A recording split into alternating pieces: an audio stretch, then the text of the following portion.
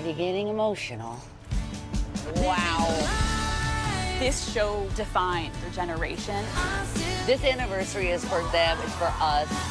This feels like home to me. Them feel like a museum exhibit, impressive, polished, and just a little distant.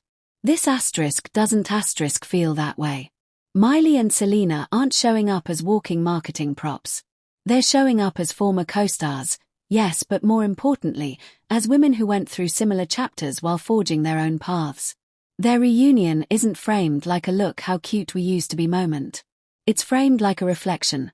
What it meant then, what it means now, and how life changed the way you see the same person, the same story, the same sound. Selena's presence, especially, carries weight. She's iconic in her own right, and the special doesn't treat her like an optional cameo. It treats her like part of the emotional architecture.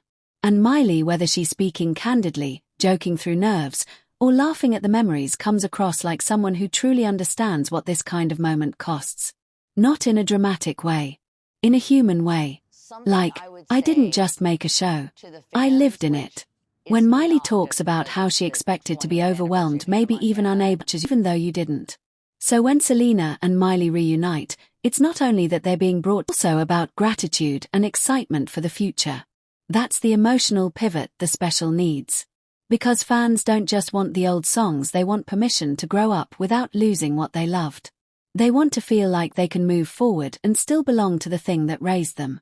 And when Miley jokes about how it would be overwhelming but ends up being fun, it suggests the same theme. Growing older doesn't ruin the magic. It changes how you experience it. A reunion like this can sometimes create weird pressure for audiences. Do we have to feel the same?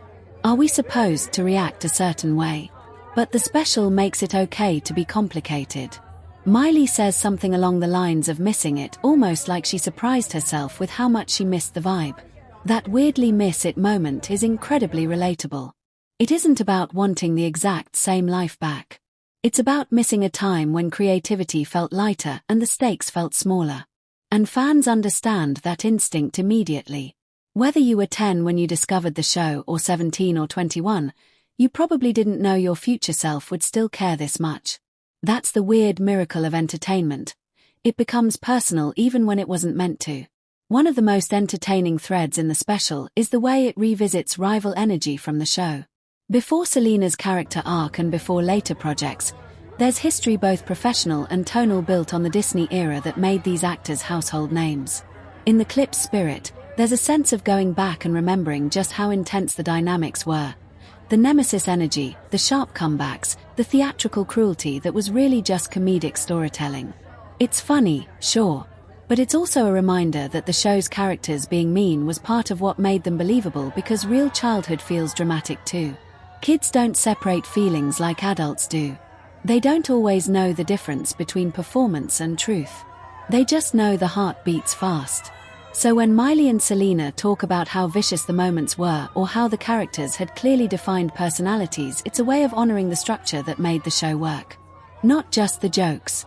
The contrast. The emotional rhythm.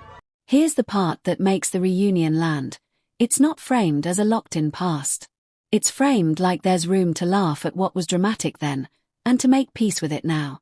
When the conversation turns toward reconciliation, toward we can make amends now, it flips the emotion.